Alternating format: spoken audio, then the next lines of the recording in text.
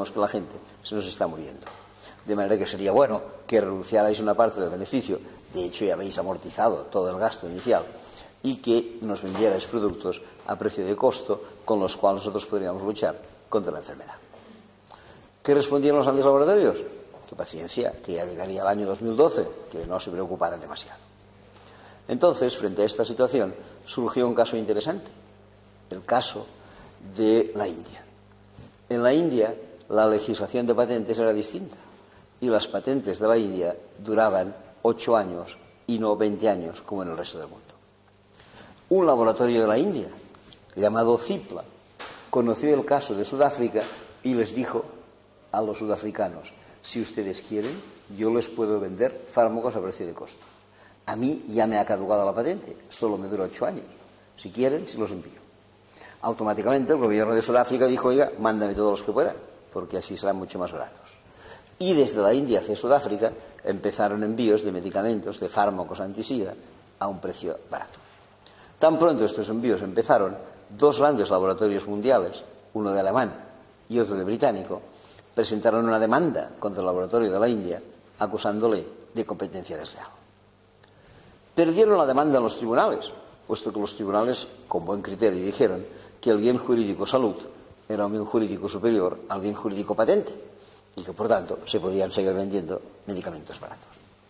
Pero al haber perdido el juicio, estos laboratorios también perdieron el juicio en otro sentido de la palabra, y entonces lo que hicieron fue apretar a la Organización Mundial de Comercio, que es una perversa organización que, entre otras cosas, se dedica a la supervisión del tema de patentes, y le incitaron para que hiciera cambiar la legislación en la India. Le dijeron: no puede ser que un país tenga una ley de patentes tan extraña que nos acabe haciendo competencia desleal a los demás. Tú, que supervisas a nivel mundial estos temas, encárgate de ello. Y la OMC, sin ningún escrúpulo, presionó al gobierno de la India, le hizo chantaje comercial, le hizo amenazas financieras. Finalmente la India cedió a estos chantajes y desde hace algunos años modificó su ley de patentes, que ahora duran 20 años, como en el resto del mundo. Cosa que ya ha sido inmediatamente protestada en un magnífico documento que os recomiendo, elaborado por alguien que conocéis, que se llama Médicos Sin Fronteras, que dijo que con esta nueva ley de patentes en la India veríamos de qué manera desaparece la facilidad que muchos países del tercer mundo tenían para acceder a alimentos, a medicamentos, y que en los próximos años veríamos crecer, como así ha sido, el número de muertos de SIDA, y no solo de SIDA, de dengue, de malaria, de tuberculosis, de otras enfermedades pandémicas que hasta este momento eran bastante bien tratadas por los laboratorios de la India. ¿Qué quiero decir con ello? Pues algo muy sencillo. El interés económico de 2 laboratorios, inglés y alemán, por encima del interés de miles y miles de personas en África. 2 laboratorios que tienen nombres y apellidos. Un laboratorio británico, se llama Glaxo, Glaxo. Este es el segundo laboratorio farmacéutico más importante del mundo. El primero lo conocéis todos, es norteamericano, se llama Pfizer y fabrica el Viagra. Pues bien, el segundo laboratorio más importante del mundo es Glaxo, que por cierto fue, sin duda, el que más cantidades de Tamiflu vendió el año pasado. En segundo lugar, ¿cuál fue el otro laboratorio que se implicó en el tema? Un laboratorio alemán llamado Boehringer Ingelheim. Boehringer Ingelheim. No hace mucho tiempo la ONU sacó un documento doloroso para Boehringer, puesto que la ONU le acusaba a Boehringer de que cada vez que debe hacer pruebas con un nuevo fármaco, ya sabéis que los laboratorios prueban los nuevos fármacos en un grupo de pacientes que podríamos llamar conejillos de Indias, pues que estos tales conejillos de India, aunque el laboratorio fuera alemán, nunca eran gente de Alemania, que Boehringer tenía unas instalaciones en Ruanda en donde se dedicaba a probar medicamentos nuevos por si no funcionaban. Si alguien de vosotros quiere aprender cuál es la relación de los laboratorios farmacéuticos con África, si tenéis 1 hora y media libre, id al cine. Seguramente yo lo haría como película obligatoria en este máster y podéis ver una película llamada El jardinero fiel, exactamente. Una película llamada El jardinero fiel, en donde se explica exactamente estas circunstancias. Eso está basado en una novela de John le Carré que explica bastante bien cómo funciona. Tan mal funciona esto hasta el punto de que una organización, digamos, poca sospechosa de radicalidad, que son los jesuitas, acaban de editar un librito escrito por una monja que ha escrito un librito para los jesuitas, y el librito en cuestión tiene un título bien interesante. Se llama La acción criminal de los laboratorios farmacéuticos. Tomad nota. La acción criminal de los laboratorios farmacéuticos. No digo que toméis notas, que lo toméis nota mentalmente, ¿eh? Ya veis, por tanto, cuáles son las características de esta economía mundial en esta radiografía que estamos analizando. Primero, hambre. Segundo, sed. Tercero, incapacidad de acceso a los medicamentos. Y como fruto de esto, vamos al último elemento de esta radiografía que os quería hacer. ¿Y cuál es el último elemento? Bueno, pues algo que es consecuencia de todo lo anterior. El distanciamiento cada vez mayor entre los más ricos y los más pobres del planeta. Mirad, en mis tiempos de facultad, por tanto, prehistoria pura, se me decía que el 20% más rico de la población mundial, en términos de ingresos, era 30 veces más rico que el 20% más pobre. Dicho de otra manera, que en aquellos años 60 del siglo XX, cuando yo estudiaba, una persona que viviera en Canadá, o que viviera en Japón, o que viviera en Noruega, era en aquellos momentos 30 veces más rico que una persona que viviera en Bolivia, o que viviera en Haití, o que viviera en Bangladesh. La relación de ingresos de un canadiense respecto a uno del Chad, o a uno del Mali, o a uno de Bangladesh, era una relación de 1 a 30. Ahora, si os dais cuenta de qué dicen los últimos anuarios de Naciones Unidas, veréis que el señor de Canadá, o el señor de Noruega, o el señor de Japón, o la señora, no ingresan 30 veces más que uno de Bolivia, ingresan 85 veces más que una persona de Bolivia. Y que conste que en lo de 85 soy moderado, porque os lo miráis en dólares, no son 85, son 170 veces más. Lo que pasa es que la ONU hace un sistema de cálculos que apruebo y creo que es conveniente, por el cual no compara en dólares, comparan lo que ellos llaman capacidad, poder adquisitivo. ¿Qué significa? Que si tú con $1 en Canadá puedes comprar una barra de pan y en Haití puedes comprar 2 barras de pan, automáticamente tu renta se ha multiplicado por 2 por la paridad del poder adquisitivo. Si solo lo midiéramos en dólares, uno de Canadá ingresaría como 180 de Haití, y ahora solo ingresa como 85 de Haití, más o menos. Pero esto que os acabo de explicar no es solo una realidad a título de país, es también una realidad a título de personas. Hay una revista norteamericana que probablemente conozcáis, se llama Forbes, y cada año publica la lista de las primeras 500 fortunas del planeta. ¿Quiénes son los 500 más ricos de la Tierra? Una lista interesante, aunque tiene un fallo, que nunca pone a los monarcas, que sería conveniente, pero no los pone. Bien, pero en cualquier caso, pone la lista de los 500 más ricos del planeta. ¿Cómo? Que 500 son muchos. Cuando apareció, no la última, porque la última acaba de salir y no la he podido consultar, cuando apareció la penúltima edición, me dediqué a calcular quiénes eran los, no 500, que son muchos, sino los 20 más ricos del planeta. Sumé la fortuna de estos 20 más ricos del planeta y, como es de suponer, obtuve una cantidad en dólares. Una cantidad que pensé, ¿a qué se parece? Y no es que se pareciera, no. Es que era prácticamente idéntica. Repito, la suma de las 20 primeras fortunas del planeta daba una cantidad en dólares casi idéntica a los ingresos sumados de los 550 millones de africanos que viven al sur del Sahara. 550 millones de personas con unos ingresos anuales que equivalen a la fortuna acumulada de las 20 personas más ricas del planeta. ¿Y quiénes son las 20 personas más ricas del planeta? Perdón, y con todos los respetos, 20 perfectos delincuentes. Nadie acumula una gran fortuna trabajando en la Caixa de 8 a 3. No. Si tú tienes una gran fortuna, no es porque trabajes en la Caixa de 8 a 3. Si tienes una gran fortuna es porque tú eres un delincuente o porque tu abuelo era un delincuente. Tanto me da. Pero tú no eres.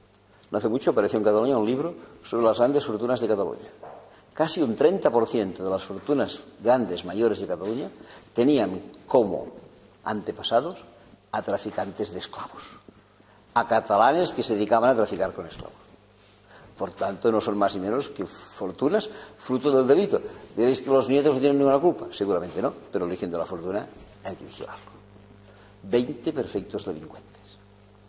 ¿Y cuáles son los primeros delincuentes? No voy a explicar los 20 porque no estaríamos haciendo nada más, pero permitidme que por lo menos hable de las 3 primeras fortunas del planeta. La primera, que por lo que he visto en este anuario ha pasado a ser la segunda, pobrecito. ¿Cuál es la primera? Un norteamericano llamado Warren Buffett.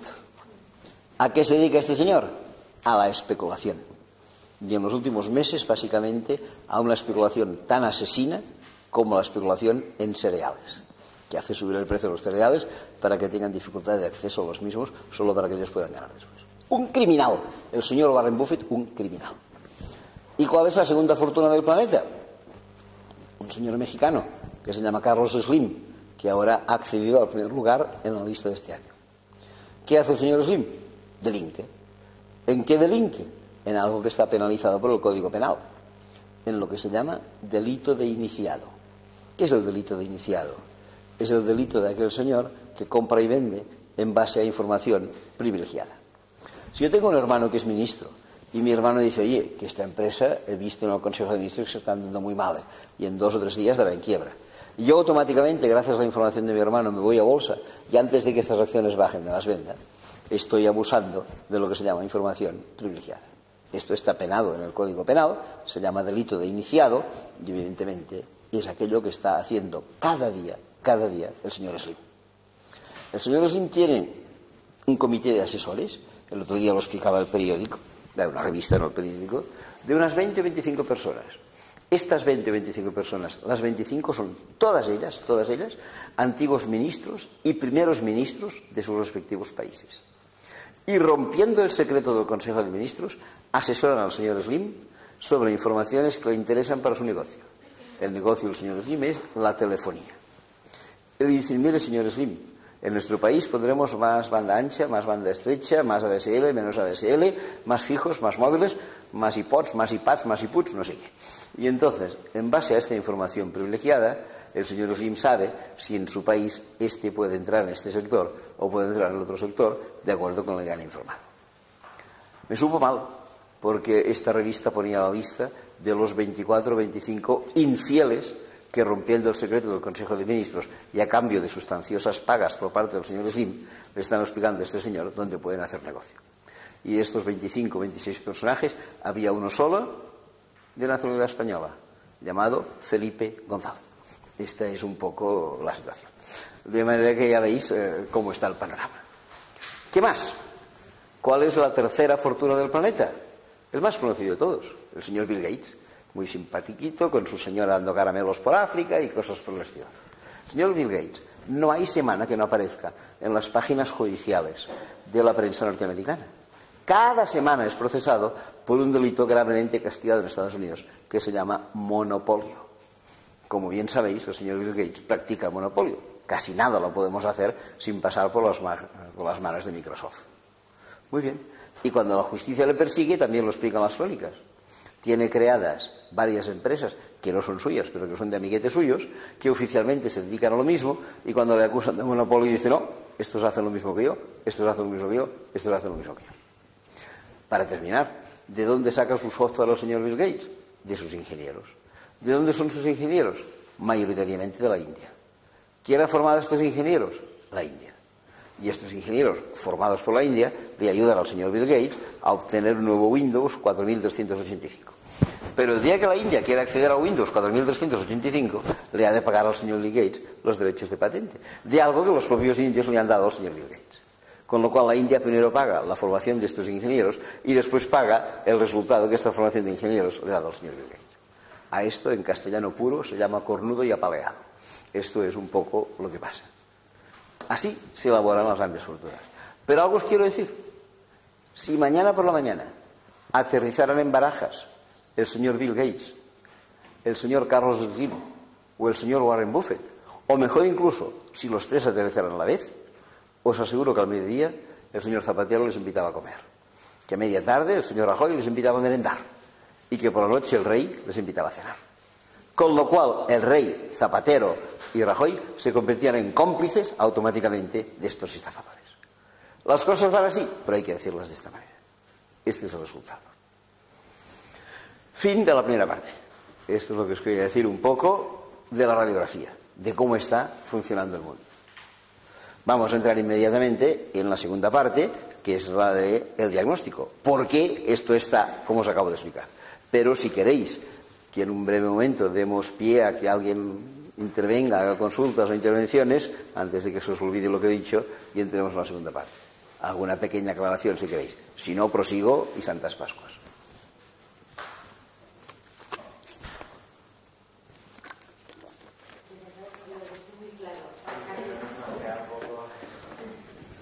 Bien, pues prosigo. Adelante. Cuando has hablado de Figaro, ¿De? Figaro. Figaro. Sí, has hablado de la guerra en Irak, pero Francia no tiene nada con la guerra. Pues, ¿qué relación tiene con el Figaro? Porque no has hablado del Figaro.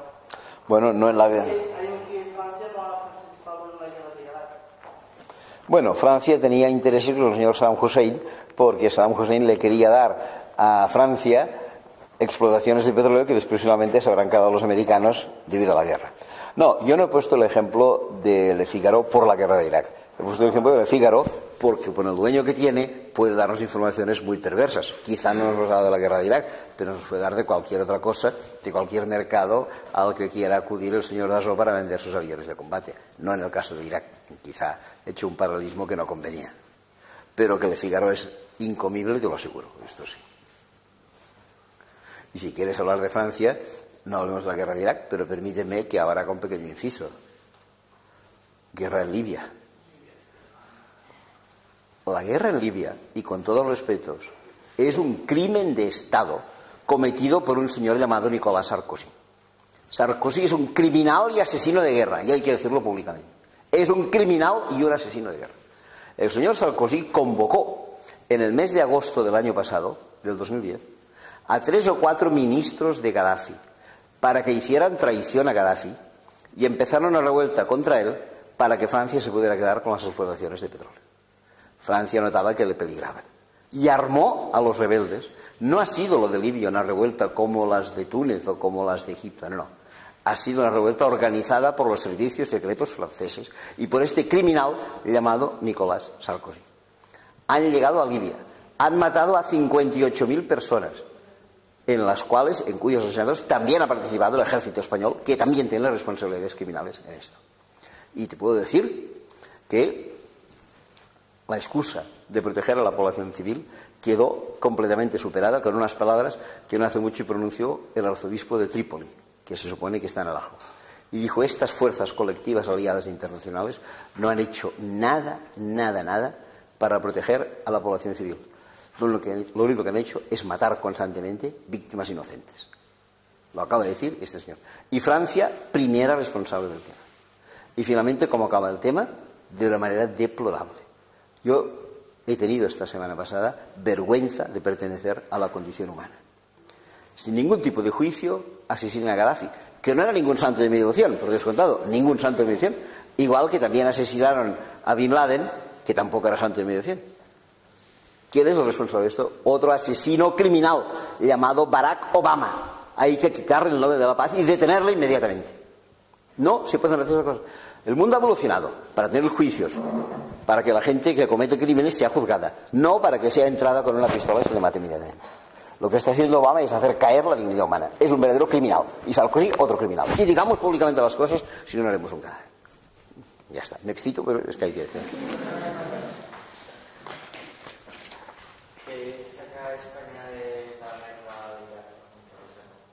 ¿Qué sacó España de la guerra de Irak? Solamente que pudiéramos comprobar la tontería de un tal José María Aznar. Nada más de esto. No sacó ningún provecho. Pero esto era, la verdad, esto era una enfermedad mental de Aznar. El hombre quería ser de los primeros del mundo, le parecía que allí en una reunión con Bush y con no sé quién más, pues ponía los pies encima de la mesa y estaba consagrado como un dirigente mundial.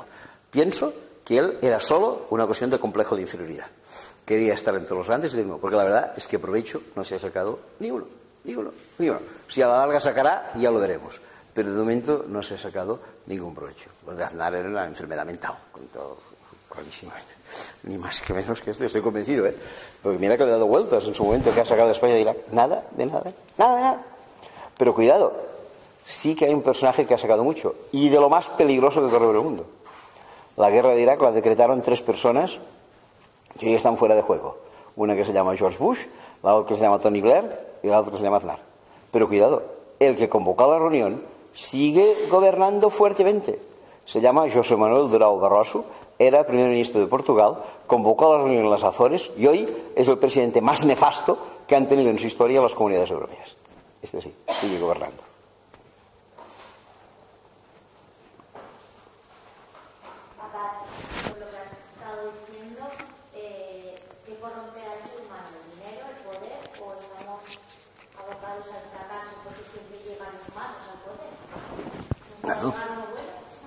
El dinero y poder a la gloria, ya sabes, son 3 vicios que tiene la condición humana. Pero yo diría que esto es cambiable, y más en una época como la actual, en la que tenemos recursos científicos, técnicos, conocimientos agrarios, conocimientos médicos, lo que tú quieras, para que la gente pueda vivir bien. Si hace 200 años había una mala cosecha, o había una inundación, o había una sequía, la población estaba condenada a morirse de hambre. O ir a casa del vecino, robarle al vecino lo suyo, comer ellos y morirse el vecino. Pero ahora no. Ahora tenemos sistemas de alerta, tenemos sistemas de transporte rápido, tenemos sistemas de comunicación, tenemos producciones agrarias más importantes que las necesidades de la gente. Y lo que nos falta es un poco de generosidad. Y por tanto yo no estoy desesperanzado. Yo creo que la humanidad mejorará, pero que hace falta que nos demos cuenta. El día que nos demos cuenta, que llegará pronto, que toda el agua está sucia, que todo el aire es irrespirable, que los bosques han desaparecido, que la capa de ozono nos hace tener cáncer de piel, que no sé qué. El día que nos demos cuenta de esto, aquel día cambiaremos. Lo inteligente sería cambiar antes, pero no lo hacemos. Pero cambiaremos. Hoy en la comida decíamos si hay posibilidad o no de cambio, y yo creo que sí que hay posibilidad de cambio. Un poco lejano, pero hay posibilidad de cambio. Esto creo yo.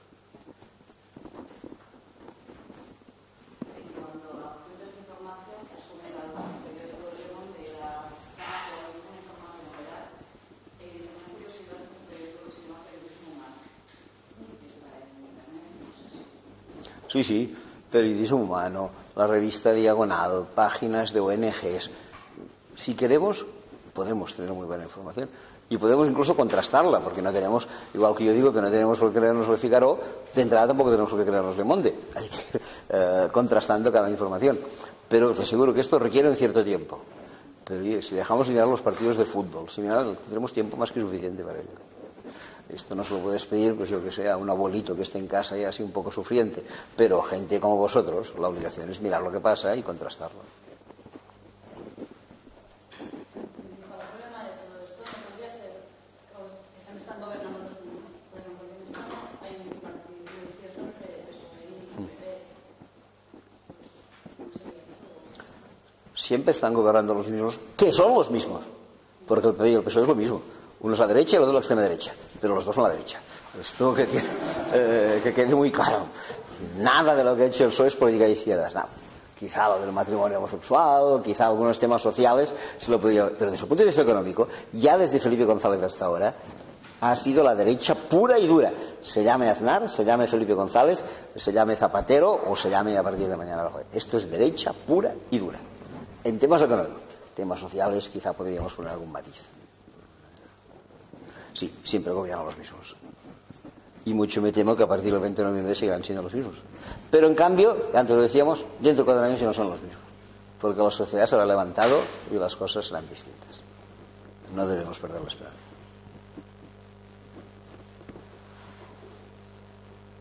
Bien, si os parece, vamos un rato más hasta las 6 a entrar en el segundo gran tema. Y el segundo gran tema es, como bien sabéis, el diagnóstico. Hemos visto ahora que estábamos muy mal, veamos por qué estamos mal. Y a mi modo de ver hay distintos elementos que nos conducen a este estar mal. El primero quizá os parezca un poco técnico, pero para mí es bien importante. Y para vosotros también, porque en cursos de desarrollo es un tema que aparece mucho. Y se llama el comercio internacional. Todos vosotros que sois del gremio sois conscientes que por lo menos una vez al año acudís a un tenderete de Intermón o de quien sea y compráis un paquete de café de Comercio Justo. Pero también sois conscientes que el resto del año lo compráis en el supermercado. Con lo cual, si no es de Comercio Justo, debe ser de Comercio Injusto por exclusión. Si no, no lo cambiaríais de Comercio Justo en alguna ocasión. Y es verdad, cada vez que no compráis un paquete de café de Comercio Justo, lo compráis de Comercio Injusto. ¿Y qué significa injusto? Bueno, es simplemente que se ha abusado del productor. En el tema de precios, que el hombre no tiene posibilidad de marcar los precios de lo que vende, ni, cuidado, tampoco marcar los precios de lo que compra. Colombia, cuando vende el café, ni ve el precio del café. Lo manda a un mercado internacional en Chicago, dominado por Nestlé y por no sé quién más. Pero cuando Colombia, en lugar de vender café, compra una fotocopiadora, el precio de la fotocopiadora tampoco lo fija Colombia. Lo fijarán Xerox, o lo fija la Canon, o lo fija quien sea.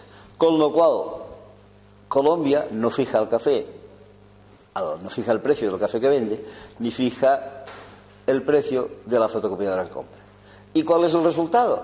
Un resultado establecido a lo largo de la historia, y tenemos más de 100 años de estadísticas. Tradicionalmente, las materias primas elaboradas en el tercer mundo, a excepción de una muy rara que se llama petróleo, tienen tendencia a la baja, mientras que los productos que ellos adquieren tienen tendencia al alza. Y esto lo entenderéis enseguida. Si un comerciante tiene la tendencia a comprar cada vez más caro y a vender cada vez más barato, ¿qué le pasará a este comerciante? Se arruinará. El comercio es enormemente injusto. Y como que lo que sucede es que cada vez hay más comercio internacional, implícitamente cada vez hay más injusticia internacional en este terreno. Esto tuve ocasión de comprobarlo hace un cierto tiempo en un ejemplo muy práctico, que además no solo me permite hablar del comercio, sino que me permite presentaros algo que quizá ya conozcáis, pero que explicaré por si a alguien se le ha escapado. Me estoy refiriendo al índice de desarrollo humano. ¿Lo habéis visto ya? ¿En alguna sesión anterior os habéis dedicado al índice de desarrollo humano? Bueno, pues entonces no lo explicaré. Pero sí que os explicaré la anécdota vinculada al índice de desarrollo humano. Ahora, acceder al índice de desarrollo humano es facilísimo. Te pones ahí dentro por internet y miras el programa de Naciones Unidas para el Desarrollo y allí te dan los detalles. Pero cuando apareció por primera vez el índice de desarrollo humano en el año 1991, y en el año 91 ni existía internet ni se había ido a hablar de él. Los que estábamos ya interesados en estos temas supimos por noticias que la ONU había puesto en marcha el índice de desarrollo humano y nos interesaba poderlo ver y compararlo con otros países. Pero era difícil, porque la única edición era en papel y además editada por Naciones Unidas y no editada por ninguna editorial española. De manera que los que teníamos interés en ello, no es que fuera imposible obtener los datos, pero te complicaba un poco la vida. Tenías que ir a un librero y que te hiciera una importación desde la ONU para que te trajera el libro aquí. Bueno, no, tampoco era la cosa de la... pero un poco complicado. La primera edición del IDH apareció, como digo, en el 91. Al año siguiente, que era el año 92, en mi ciudad, que es Barcelona, se celebró algo que llamaron los Juegos Olímpicos. Y yo me pregunté, ¿qué hace una persona como tú en una Barcelona olímpica? Y me contesté, escaparme enseguida de la ciudad. Y entonces, antes de que los Juegos Olímpicos me atraparan, me marché inmediatamente. Me fui a dar una pequeña vueltecita por Europa, era verano, y en esta vueltecita recalé en una ciudad llamada Ginebra. En Ginebra, como sabéis, hay una gran sede de Naciones Unidas. Entonces me vino a la cabeza que ya que en Ginebra están Naciones Unidas, yo podía acercarme a Naciones Unidas, comprarme el librito del Índice de Desarrollo Humano y ahorrarme cuando llegara a Barcelona hacer la importación por parte de mi librero. Así, me presenté en la sede de Naciones Unidas en Ginebra, acudí a la librería, muy hermosa por cierto, me deleitaba por muchos libros que no podía comprar, pero en fin, en cualquier caso, allí estaba. Finalmente vi en una estantería el informe sobre el desarrollo humano, que es lo que contiene el IDH. Me serví un ejemplar y acudí a la caja. Bueno, la cajera lo oyó y me dijo, mire, este libro vale 40 francos suizos. Bien, vaya, bien no, porque eran 20 euros, mal, pero en fin, en cualquier caso, bien. Bueno, pues démelo usted. Entonces se me ocurrió preguntarle a esta señora, al mismo tiempo que le pagaba el libro, una breve información sobre otro libro, también editado por Naciones Unidas, que me interesaba, pero que no había sabido ver en los estantes. Esto permitió que entre esta señora y yo se estableciera una conversación que no duró más de 30 segundos, pero que a mí me resultó traidora, porque la señora reconoció mi nivel de francés. Y entonces la señora dijo, oiga, usted acaba de comprar este libro en francés, pero noto por su acento que le interesaría más comprarlo en español. Yo le dije, señora, tiene usted razón, me interesaría más comprarlo en español. Aquí, en los estantes, lo he visto en francés, y como que al fin y al cabo lo que me importa son los números, y esto también se entiende en francés, de manera que ya me quedo el libro y no hay ningún problema. No, es que yo lo tengo en español. Señora, pues usted lo tiene en español, tráigamelo. La señora acudió a unos cajones, sacó el libro en español, se ve que el libro en francés tiene derecho a estantes, el libro en español tiene derecho a cajones, no, me lo trajo, y me dijo, pues mire, todavía usted acabará ganando, porque este libro no le va a costar 40 francos suizos, solo le costará 28 francos suizos. Y dije, señora, deme el de 40, que usted lo que quiere es darme aquí una versión abreviada, deme usted el de 40 y no hagamos broma. La señora se me picó y me dijo, oiga, es que le estoy vendiendo el mismo libro. Tenía un formato un poco distinto, pero sí. Entonces yo hice de Santo Tomás, si no lo veo no lo creo, y al final le dije, señora, tiene usted razón, perdóneme usted por mis malos pensamientos, pero le compro el libro en español y además a 28 francos, que me saldrá más barato. Pero por favor, dígame usted, si yo le compro el libro en francés, ¿por qué me cobra usted 40? Y si le compro en castellano, ¿por qué me cobra usted 28? Tratándose del mismo libro. Y la señora me dijo, hombre, esto es muy sencillo. El libro en francés está editado en París. Se han pagado salarios franceses para hacer el libro en la editorial. El libro en español está editado en Bogotá. Se han pagado salarios colombianos para hacer el libro en castellano. Como usted puede suponer, los salarios colombianos son infinitamente inferiores a los salarios franceses, y aunque el viajecito sea un poco más largo de Bogotá a Ginebra que de París a Ginebra, el libro nos sale mucho más barato. ¿Qué quiero decir con esto? El mismo producto, exactamente el mismo producto, si lo remunero al tercer mundo, le remunero 28 francos. Si lo remunero al primer mundo, lo remunero a 40 francos. ¿Se entiende? Esto es comercio injusto. Y cuidado, que este libro, como os he dicho, este del desarrollo humano, es bien interesante. Y dentro de sus páginas dice que esto no debe hacerse, que los productos del tercer mundo deben ser bien pagados. Pero aunque el libro diga esto en sus páginas, cuando el libro cierra las páginas y se convierte en mercancía, pierde lo que dicen las páginas y se vende más barato en un caso. Esto es comercio injusto. Y no solamente esto es comercio injusto. El comercio injusto tiene otra versión, también bien importante. Habréis oído hablar mucho de ello, y se llaman políticas comerciales. Las políticas comerciales oscilan entre dos extremos, el proteccionismo y el libre cambio. Cuando nosotros aparecimos al mundo industrializado, todos, repito, todos los países industrializados del mundo, todos llegamos a la industrialización gracias a una política proteccionista. Ningún país que hoy se llame industrializado dejó de tener una primera época, más larga o más corta, de proteccionismo. En Cataluña, ¿cómo nos industrializamos? Con el textil. Y antes había textiles catalanes, ni hablar, venían todos de Inglaterra. Todavía hay una tienda que lo recuerda, que se llama El Corte Inglés, el corte de ropa inglés. Sí, de ahí viene el nombre, El Corte Inglés. Bueno, ¿y cómo fue que los de Sabadell y Terrassa empezaron a vender tejidos? Porque se consiguió que en Madrid se impusiera una gran tarifa aduanera a la llegada de productos ingleses, y entonces, como los productos ingleses salían muy caros, la gente los compraba de Sabadell y Terrassa. Porque si no, os aseguro que calidad por calidad comprábamos los de Manchester y no comprábamos los de Sabadell. Unos años más tarde, en Barcelona se puso a la venta el primer coche en serie. Se llamaba SEAT 600, en 1957. De SEAT 600 se vendieron centenares, se vendieron miles, se vendieron millones. ¿Por qué? ¿Porque era un buen coche? Que va, era una cacatúa. Pero ¿por qué se vendieron tantos? Porque no tenías alternativa. Si tú querías comprar un 600, en fábrica te costaba 50.000 pesetas. Si tú querías comprar algo que aparentemente se le parecía, aunque de mucha mejor calidad, que se llamaba escarabajo de la Volkswagen, tú pagabas en Stuttgart, que es donde los vendían, 50.000 pesetas. Tú podías comprar en la zona franca de Barcelona un 600 por 50.000 pesetas, o podías comprar en Stuttgart un escarabajo también por el equivalente de 50.000 pesetas. Con una diferencia, que cuando con el escarabajo tú llegabas de Stuttgart a la frontera, en la frontera decían, oiga, ¿esto es para ir de vacaciones o es para quedar solo aquí? No, yo vivo aquí, me lo quedo aquí. Ah, pues si usted lo queda aquí, paga derechos de aduana. ¿Sabéis cuánto? 700%. Si el SEAT te había costado 50.000 pesetas en Alemania, ahora pagabas 350.000 en la aduana. Con lo cual tenías el Volkswagen por 400 en tu casa, mientras que si te quedabas con el 600, con 50.000 ya tirabas. Y aunque la calidad fuera distinta, la gente, por descontado, se aplicaba más a comprar 600, a no ser alguno muy alocado y mucho dinero, que prefiriera comprarse el otro.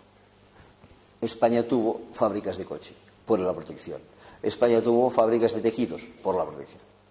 Pero esto mismo lo podríamos aplicar a Francia, a Italia, a Inglaterra, a Estados Unidos e incluso a estos países aparentemente tigres como los de Corea o los de Taiwán, ¿no? Los de Singapur, también han tenido su periodo de protección.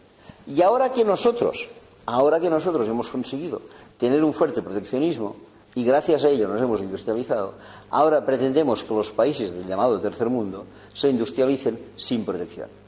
Y tenemos una organización que hace un rato ya ha calificado de perversa, llamada Organización Mundial de Comercio, que lo único que pretende es que los países se saquen de encima las aduanas. Hace algunas semanas, este señor, al cual antes he homenajeado, llamado Barack Obama, se presentó en una reunión internacional y dijo: países del tercer mundo, levantad vuestras trabas aduaneras. Si levantáis vuestras trabas aduaneras, Estados Unidos podrá vender, va a reactivar su industria y de allí saldrá una locomotora que hará seguir a la industrialización del resto del mundo y nos hará subsanar la crisis. Esto lo dice Barack Obama hoy. Se regresa a Washington después de la reunión de la OMC y a los 2 días aprueba un decreto por el cual Estados Unidos prohíbe la entrada de una larga lista de productos brasileños porque, según Barack Obama, causan competencia desleal a las fábricas norteamericanas. Oiga, ¿dejamos entrar o no dejamos entrar productos? ¿En qué quedamos? A esto se llama hipocresía, a esto se llama doble lenguaje, a esto se llama fariseísmo. De puertas afuera somos librecambistas o librecambiadores, como lo queráis llamar, y de puertas adentro somos absolutamente proteccionistas. Que se lo pregunten, si no, a la política agraria comunitaria, que es proteccionista hasta el cogote. Este otro problema es un drama, un verdadero drama para el tercer mundo. Primero, precios injustos en el comercio. Segundo, políticas comerciales injustas. Pasemos a un segundo elemento, 10 minutos y después vamos al descanso. Si el primer elemento es el comercio, ¿el segundo elemento cuál es? Bueno, pues el segundo elemento es la industria. Cualquiera que quiera industrializarse, debe tener por lo menos 2 requisitos conseguidos, que se llaman capital y tecnología. Incluso si yo particularmente quiero montar un taller de motos, necesitaré 2 cosas: capital, para alquilar el local, ponerle la luz, cerrarle la puerta, etc. Y tecnología, es decir, alguien que entienda de motos, si no haremos nada. Bueno, pues cualquiera que quiera industrializarse necesita ambos requisitos, capital y tecnología. Y el drama de los países en desarrollo es que ni tienen capital ni tienen tecnología. ¿Capital no tienen? Bueno, están en los límites de la supervivencia y, como veremos en el capítulo siguiente, que se llama deuda externa, están endeudados hasta el cogote. Pero tecnología tampoco tienen. ¿Y por qué tecnología tampoco tienen? Sencillamente porque no tienen capacidad de investigación científica. Tienen otras prioridades que no la investigación científica. Han de comer. Y por tanto, como dice muy bien la UNESCO, de cada $100 que se gastan en el mundo en investigación científica, 97 se gastan en el primer mundo y $3 se gastan en el tercer mundo. Con lo cual, la posibilidad de acceso a la tecnología de estos países es completamente limitada. Con un agravante, que los pocos científicos que tienen se fugan. Ya sabéis vosotros que existe la famosa frase de la huida, de la fuga de cerebros. Aquellos que más posibilidades tendrían acaban trabajando en otros países. Hace un cierto tiempo leí una noticia bien curiosa. En Francia viven y trabajan más médicos senegaleses que en todo el Senegal. ¿Por qué? ¿Qué hacen los médicos senegaleses? Estudian en Francia. Y al final, ¿qué hacen? Se van a hacer un máster en París o en Francia. ¿Y cómo terminan? En Francia y no regresan. A título personal se entiende perfectamente, porque si tú quieres buscarte tu vida allí, tienes derecho a hacerlo. Pero a título colectivo no. A título colectivo esto no se entiende. Porque si un médico senegalés se pone a trabajar en Francia a los 25 años, los 22 o 23 primeros años de su vida, quien le ha financiado, quien le ha aupado, ha sido Senegal, sean sus padres o sea el gobierno. Y sí que quizá finalmente Francia le dé una beca para los 2 años que esté allí, ¿de acuerdo? pero hemos financiado la formación de una persona, 23 años la ha financiado Senegal, 2 años la ha financiado Francia, y en cambio este médico, ¿a quién servirá? Servirá a Francia y no servirá al Senegal. Y entonces acudes a las famosas estadísticas de médicos por habitante que publica la OMS cada año y te encuentras que en Francia hay un médico por cada 300 personas.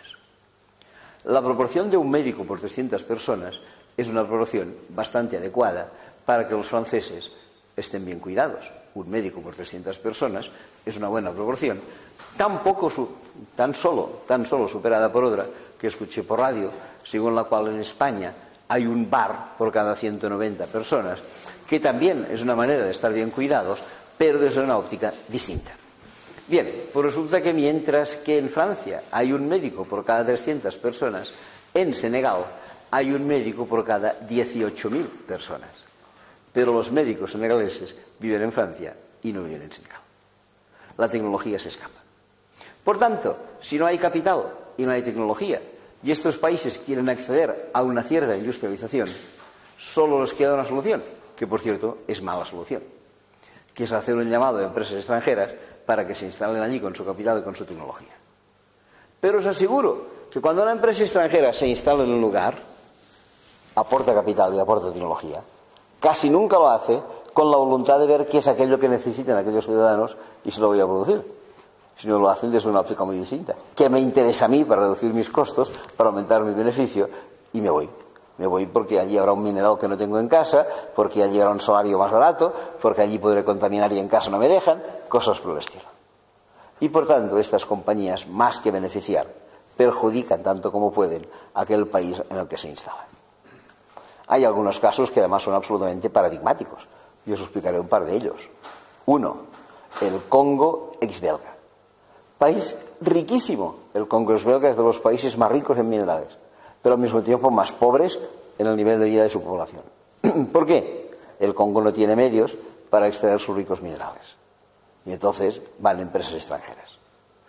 En un primer momento, cuando el Congo ahora hace 50 años, que fue en 1960, accedió a la independencia, se proclamó primer ministro al gran luchador por la independencia, un señor llamado Patricio Lumumba, el cual en los primeros días de su mandato hizo un discurso y dijo, bueno, se ha terminado lo de la explotación de los belgas, ahora los recursos son nuestros.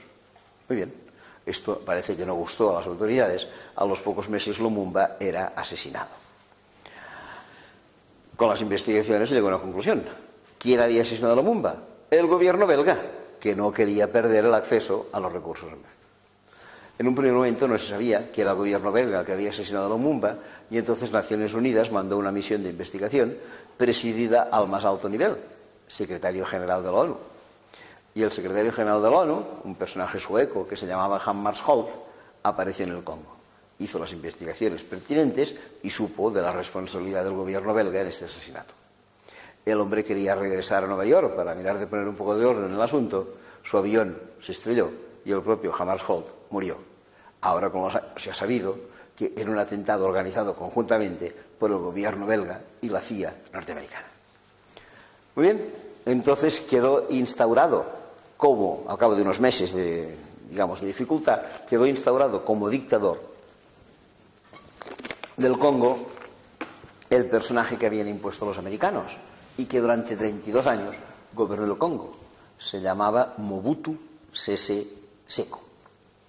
Ahora, 10 años después de la muerte de Mobutu, se ha publicado por Naciones Unidas un informe que acredita de qué manera este Mobutu Sese Seko dio entrada a estas compañías transnacionales que quisieran trabajar en el Congo.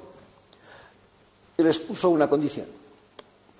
Ustedes pueden trabajar en el Congo, pueden extraer los minerales que quieran, pero no hace falta que paguen nada a las arcas públicas congoleñas. Por cada tonelada de mineral que ustedes extraigan, eso sí, deben pagarme una comisión en mis cuentas privadas abiertas en Bruselas. Y dice esta información de la ONU, hecha pública por la ONU hace 2 años, que 26 o 27 empresas transnacionales se avinieron a este pacto con Mobutu y durante 32 años estuvieron vaciando el Congo de sus riquezas, llenando sus propios bolsillos y llenándolos de Mobutu. Y además me ha gustado porque la ONU no ha tenido escrúpulos en poner el nombre de las 20 y tantas empresas. No las recuerdo las 20 y tantas de memoria, sería difícil. pero recuerdo las dos primeras de la lista. La primera se llama Bayer y produce aspirinas. La segunda se llama Samsung y produce teléfonos móviles. Esta es la realidad. Bueno, ¿qué más? Otro país en el que también han hecho un llamado a las empresas extranjeras. Y además un país que tiene que ver con nosotros porque es antigua colonia española, Guinea Ecuatorial. En Guinea Ecuatorial, en el año 72, se descubrió petróleo. Pero España se había marchado 4 años antes, en el 68. De manera que la explotación no correspondió a Repsol, sino que fue entregada a una empresa norteamericana, la mayor empresa de petróleo del mundo, llamada ExxonMobil, entre cuyos accionistas figura un tal Rockefeller y un tal Bush. Bien, esta empresa empezó a sacar petróleo y, a diferencia de lo que pasaba en el Congo, sí que paga una cantidad al gobierno de Guinea Ecuatorial por cada barril de petróleo extraído. No le paga solo una cantidad, le paga tal cantidad que, según un informe, es en este caso elaborado por el Senado americano, si todo el dinero que ExxonMobil paga al gobierno de Guinea Ecuatorial en concepto del petróleo que extrae fuera bien distribuido entre la población ecuatoguineana, que es pequeña, porque en Guinea Ecuatorial solo vive 500.000 de personas, como en Valencia, un poco menos que en Valencia, esto haría que cada ecuatoguineano tuviera cada año unos ingresos de $35.000. Una renta per cápita de $25.000 que les convertiría en los más ricos de África. Y por descontado más ricos que nosotros, que tenemos una renta per cápita de $27.000 y $28.000. Muy bien. ¿Qué pasa? ¿Que los ecuatoguineanos viven con $35.000? Ni hablar. Viven con $500 al año. Así lo dicen los anuarios de Naciones Unidas. ¿Qué significa esto? Que a alguien se les queda los $34.500 de diferencia a cada uno de los ecuatoguineanos. ¿Quién se los queda? Esto es lo que acaba de publicar un informe del Senado americano. Se los queda una camarilla de 82 personas, presidida por Teodoro Bian, que como sabéis es el presidente del país. Y el segundo de la lista de los estafadores es Teodorín, que es su hijo, que se está construyendo el mayor yate de recreo del mundo en estos momentos. Y además del susodicho Teodoro y del Teodorín, hay 80 personas más que hinchan sus bolsillos con el dinero que les da ExxonMobil. Última cuestión. ¿Y dónde guardan el dinero estos señores? ¿En Guinea Ecuatorial? Ni hablar. Ningún ladrón guarda dinero en su casa. Esto es una medida de prudencia elemental. Según este informe del Senado americano, casi todo el dinero robado a los ecuatoguineanos se encuentra no muy lejos de aquí, en la ciudad de Madrid, en cuentas abiertas en el Banco de Santander. Esta es un poco la realidad. Bien, pues ya podemos ver cómo funciona. Estos países no tienen capital, no tienen tecnología, se hacen caer en brazos de empresas extranjeras, les explotan. Pero antes de irnos al descanso, una pequeñísima nota de esperanza. ¿Hay manera de salir de ello? Sí. Y en el tema industrial, también. Y esta manera de salir de ello se basa en una organización de Naciones Unidas llamada ONUDI, que no significa otra cosa que Organización de las Naciones Unidas para el Desarrollo Industrial. Pequeña, no la conoce mucha gente, es de las hermanas pequeñas de Naciones Unidas. Pero en cualquier caso es bien interesante. La ONUDI, que tiene su sede en Viena, hace años, creo que es desde 1968, cuando se fundó, que viene trabajando para la industrialización de estos países, para que en esta industrialización no deban caer en el problema que os he explicado. ¿Cuál es el problema? Falta de capital, falta de tecnología, caer en brazos extranjeros. No, la ONUDI resuelve, ni que sea muy parcialmente, este problema. Y dice, ¿vosotros queréis una industria? Sí. ¿No queréis caer en manos de capital extranjero? No. Pues yo, como Naciones Unidas, os consigo el capital. Como seguramente sabéis, Naciones Unidas tiene un entramado financiero importante. Banco Mundial, Fondo Monetario Internacional, Banco Asiático de Desarrollo, Banco Africano de Desarrollo, Banco Interamericano de Desarrollo, Banco Árabe de Desarrollo, Programa de las Naciones Unidas para el Desarrollo, etc. Pues dice Naciones Unidas, yo tengo este entramado financiero, a estos bancos que son de mi compañía, les pido que os faciliten capital. Muy bien, estos países ya tienen la primera cuestión que necesitan, que es capital. ¿Qué es la segunda cuestión que necesitan? Tecnología. Y entonces, y aquí sí que es interesante, esta organización ONUDI obtiene tecnología que facilita a estos países gratuitamente. ¿Y quién les facilita esta tecnología? Las universidades. En mi universidad, en la que yo trabajo, que es la Autónoma de Barcelona, tenemos un artículo de los estatutos, no sé si los tiene la UGI, también se podría preguntar, que dice que cualquier tecnología obtenida por la Universidad Autónoma de Barcelona que no se corresponda a un pedido externo, Evidentemente, si viene una industria química y le pide a la autónoma que le haga una investigación de cómo matar mosquitos, pues evidentemente estos mosquitos van a cargo de la empresa laboratorio que se los ha comprado. Pero si esto es fruto de la ciencia, de los programas internos de ciencia que tienen todas las universidades, y no ha sido un encargo de ninguna empresa, esa tecnología, según los estatutos, ha de ser de libre acceso para aquel país del tercer mundo que la pide. De manera que la UNODI lo que hace es tener una especie de inmenso catálogo de departamentos universitarios de investigación en el mundo, y dicen: usted quiere investigar de los mosquitos, mire, esto es lo dará la universidad que trabaja. Usted quiere investigar sobre el SIDA, pues esta facultad de medicina está investigando. Usted quiere investigar sobre no sé qué. Y al final se están haciendo limitadamente, pero transferencias de tecnología desde universidades que lo deben ceder gratuitamente, y por otro lado ellos tienen el capital, con lo cual pueden tirar adelante industrialización independiente. La solución es hermosa, pero muy pequeña, ¿eh? No os penséis que esto tiene grandes dimensiones, pero está funcionando y podría ser una buena salida de cara a este problema de industrialización. Son los dos primeros elementos, el comercio y la industria, que os quería plantear. Me quedan 3 o 4 elementos más la pequeña parte de alternativas que quisiéramos plantear. Si os parece, son las 6 en punto, vamos al descansillo y nos vemos dentro de un rato.